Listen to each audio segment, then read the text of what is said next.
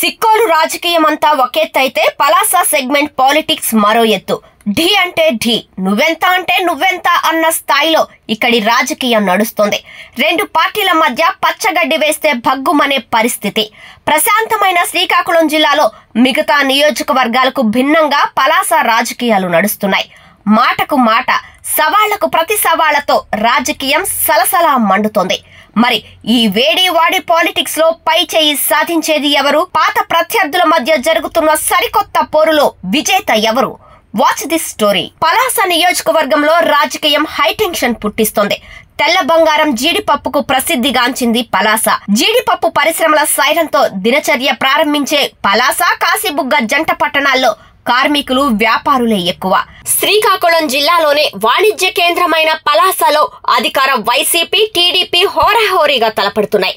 ముఖ్యంగా రాష్ట్ర మంత్రి అప్పలరాజు, టీడీపీ మహిళా నేత గౌతు శిరీష మధ్య రాజకీయ యుద్ధం తారాస్థాయికి చేరింది. ఆ ఇద్దరు తగ్గేదేలే అన్నట్లు రాజకీయం చేస్తున్నారు. గత ఎన్నికల్లో తొలిసారి తలపడిన ఈ ఇద్దరిలో మంత్రి అప్పలరాజుదే పైచేయి అయింది. అప్పటి నుంచి ఇప్పటి వరకు 5 ఏళ్లుగా ఇద్దరు ఎక్కడా తగ్గలేదు. మళ్లీ ఆ ఇద్దరే ఆయా పార్టీల అభ్యర్థులుగా తలపడుతున్నారు. 2009 నియోజకవర్గాల పునర్విభజనలో పలాస అసెంబ్లీ సెగ్మెంట్ ఏర్పడింది. దీని పరిధిలో పలాస, మందస, వజ్రపు కొత్తూరు మండలాలు ఉన్నాయి. మొత్తం 2,10,000 ఓటర్లు ఉన్నారు. వీరిలో మత్స్యకార సామాజిక వర్గం ఓటర్లే ఎక్కువ.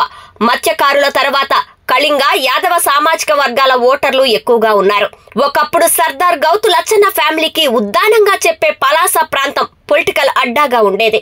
సోంపేట నుంచి గౌతు లచ్చన్న 5 సార్లు ఎమ్మెల్యేగా గెలిచారు. ఆయన వారసుడిగా రాజకీయాల్లోకి వచ్చిన గౌతు శివాజీ 6 సార్లు ఎమ్మెల్యేగా పనిచేశారు. ఓసారి మంత్రిగా కూడా బాధ్యతలు నెరవేర్చారు. గత ఎన్నికల్లో గౌతు శివాజీ ఎన్నికల బరి నుంచి తప్పుకొని కుమార్తె గౌతు శిరీషను బరిలోకి దింపారు. ఇక మొదటిసారి ఎమ్మెల్యేగా పోటీ చేసిన సిద్రి అప్పలరాజు గౌతు కుటుంబం కంచుకోటను బద్దలు కొట్టారు. పలాస నియోజకవర్గంలో ఇప్పటిదాకా జరిగిన 3 ఎన్నికల్లో 3 పార్టీల అభ్యర్థులు విజయం సాధించారు. 2009 ఎన్నికల్లో కాంగ్రెస్ గెలవగా 2014లో టీడీపీ, 2019లో వైసీపీ వేవ్ లో అప్పలరాజు గెలిచారు. ఇప్పటి వరకు ఏ పార్టీ కూడా వరుసగా 2 సార్లు గెలవలేదు. అయితే ఈసారి ఆ రికార్డు బద్దలు కొట్టే అవకాశం ఎవరికి వస్తుందనేది చర్చనీయాంశంగా మారింది. ఈ ఎన్నికల్లో ప్రత్యర్థులుగా తలపడుతున్న మంత్రి అప్పలరాజు, టీడీపీ అభ్యర్థి గౌతు శిరీష ఎవరు గెలిచినా పలాసలో 2వసారి తమ పార్టీని గెలిచిన నేతగా రికార్డు సృష్టించటం ఖాయం. ఈ అరుదైన అవకాశం వీరిద్దరిలో ఎవరికి దక్కుతుందనేదే ఉత్కంఠగా మారింది. 2019 ఎన్నికల్లో మంత్రి అప్పలరాజు టీడీపీ అభ్యర్థి గౌతు శిరీషపై 16,000 ఓట్ల మెజార్టీతో గెలిచారు. ఎమ్మెల్యేగా గెలిచిన తొలిసారే సీఎం జగన్ వద్ద తన పట్టు ఏ పార్టీదో నిరూపించుకున్నారు. ఇప్పుడు కూడా గత 5 ఏళ్లలో తమ ప్రభుత్వం చేసిన అభివృద్ధి, సంక్షేమ కార్యక్రమాలే గెలిపిస్తాయనే ధీమాతో కనిపిస్తున్నారు మంత్రి అప్పలరాజు. దశాబ్దాలుగా వెనుకబడిన పలాసను అభివృద్ధి పదంలో పరుగులు పెట్టించామంటున్నారు మంత్రి అప్పలరాజు.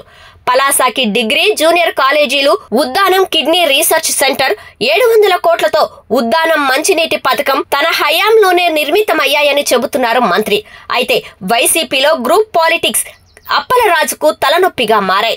గత ఎన్నికల్లో మంత్రి విజయానికి కృషి చేసిన కొంతమంది నేతలు ఇప్పుడు పార్టీని వీడటం ఎంతవరకు ప్రభావం చూపుతుందో చూడాల్సి ఉంది.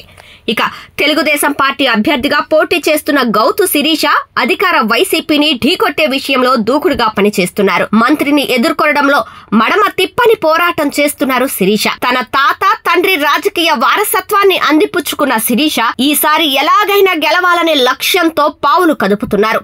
నియోజకవర్గంలో గౌతు కుటుంబానికి ప్రత్యేకమైన ఓటు బ్యాంక్ ఉంది.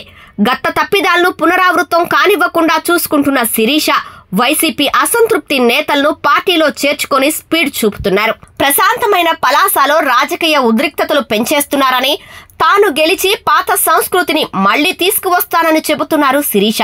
ఇలా ఇద్దరి మధ్య రాజకీయం హీట్ పుట్టిస్తుండగా వచ్చే ఎన్నికల్లో గెలుపు కోసం వ్యూహరచనలో 2 పార్టీలు బిజీగా కనిపిస్తున్నాయి.